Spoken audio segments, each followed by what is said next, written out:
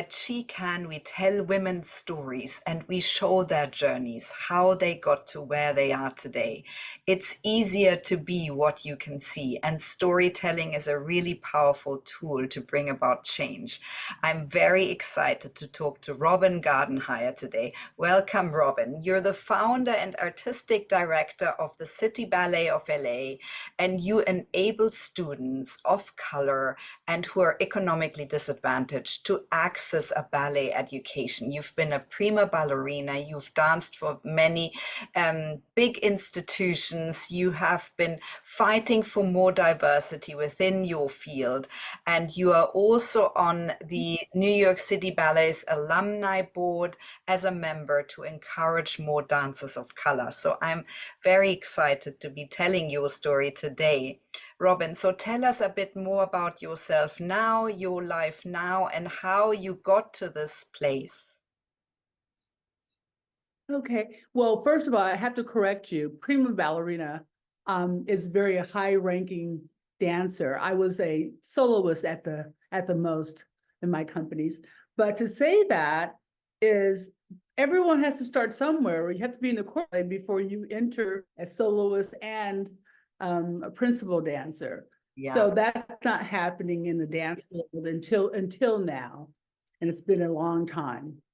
I'm the artistic director and founder of City Ballet of Los Angeles, and I teach young kids as well as have a company that really dives into the diversity of ballet and bringing ballets more into the 21st century. Really, that's my goal. Yeah. So, Robyn, will you tell us a little bit about your journey? You obviously started dancing as a child. So tell us a bit about that journey and about what it meant to be a woman of color in the ballet world. I would say I grew up in Los Angeles with Margaret Lynn Columbus when I was 3 years old. And that brought me into the ballet. She was a beautiful woman, and she told me about a scholarship possibility with Los Angeles Ballet, which was on the west side of Los Angeles.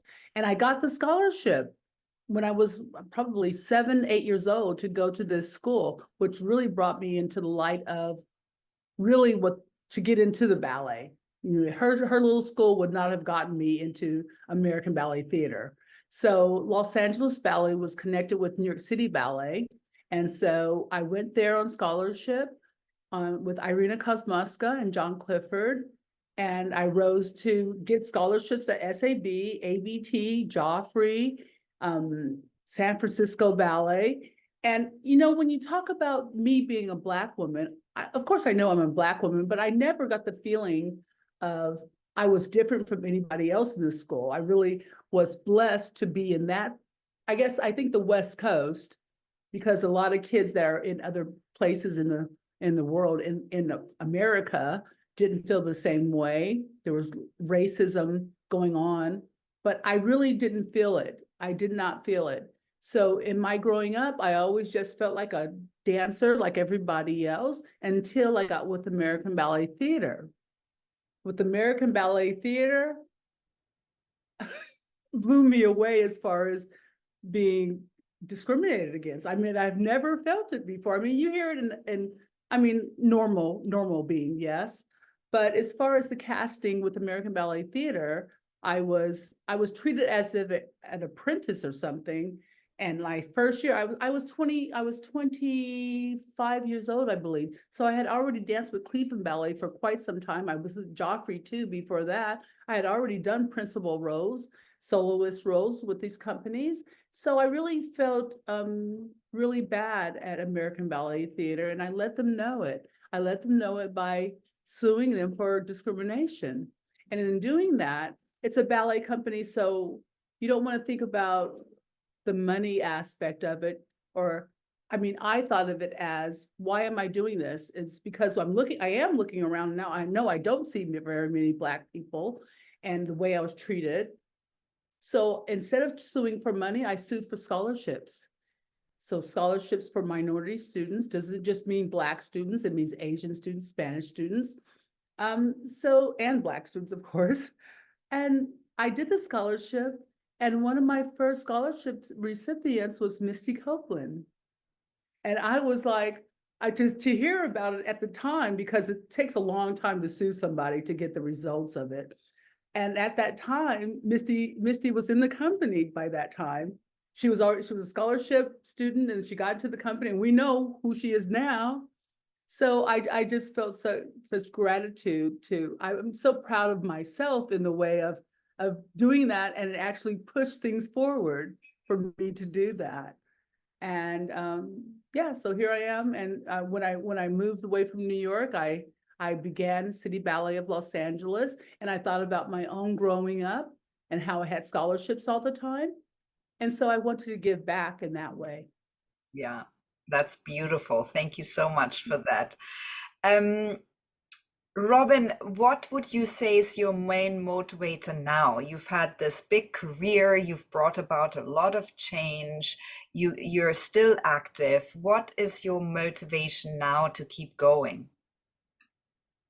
Well, I have to say my motivation right this minute is is I lost my school, I lost my space during the pandemic, and I'm pushing ahead to get it back. So really, I'm working, I am teaching, and I'm teaching at the Colburn School right now, which I sent my students to when my school closed down. And my one student has actually gone so far. She's gotten a scholarship at SAB now. She's going to San Francisco Ballet now. So the motivation is just keeping things moving. Yeah. Robyn, what top qualities do you have, do you think, that make you good at what you do now? And of course, you must have an incredible talent for ballet. What other qualities do you think you have? I think mainly being able to communicate with all different types of people, from rich people to people that are lower economic people, all across the board. Just know how to speak with people and give everybody, respect. I mean, for, respect. Yeah.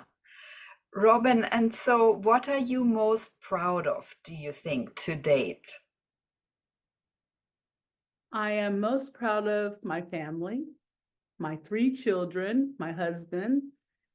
Without them, I don't think I would have the strength to do what I do, especially the husband, and have always have always been supportive of what I do. Yeah, Yeah. beautiful. So, Robyn, what top tips would you have for a young girl that's coming into the ballet world?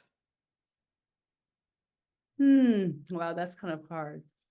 Into the ballet world, I really teach in a way that we see the talent that they have to move on. If I don't see the talent, really, it's not to stop them from dancing, because I feel like the structure, the lesson in dance is really the feeling of keeping motivated, keeping pushing forward in life. And the dance will carry them on. The presence will carry them on. Being able to talk to people that they're not comfortable with and to be comfortable. So I think that they, just feeling like doing what you love to do. Mm. That's what I try to. I mean, I did what I love to do, and I'm so happy. Even if I didn't have money, I still did it. I didn't make money at all when I started off, but I did love what I was doing. Yeah. So I would say that to do what you love. Robyn, so do you think the ballet world has changed? Has it become more diverse? Oh yes, well, yes. So much so. You see so many young people coming up now, and then you see the people that actually were of African American, Asian, Spanish being put into the spotlight more. And it's not because it is because they are that, but it's also because they're good, you know? And now they're being pushed forward to show people, and it's amazing, Yeah, that's because there have been Black dancers before, but people, Raven Wilkinson, very famous Black woman, Mm. I mean, I had no idea about her life, but she's like 1940 something, Ballet Russe de Monte Carlo. I mean, these things Mm. are now being brought out because of who they are, but we've always been around. We've Yeah, always been around. yeah. Yeah, Robyn, so what are that's you the important. that's the important thing. So who would you say were your role models? Did you have any role models? Who were you inspired by or motivated by? Um, it's funny because it wasn't anyone Black that I knew of in the dance world, because just wasn't shown to me. Um, I would say Anna Marie Laveau, who was like my big sister when I first started dancing. I looked up to her because she was amazing and gorgeous. And she never became a dancer, though. I was so, so surprised, but I mean, I think her really got me going when I was a small child. Yeah, that's beautiful. Robyn, so what are your plans and goals for your future for the next couple of years? I think pretty much getting back on board on building my company and school again, and being motivated to produce more ballets. I would have to say I'm going to do my Nutcracker next year, which incorporates diversity. It always has. I've had it for 10 years. So it's so funny to see all the diversity thing happening, but I've been doing it for years already.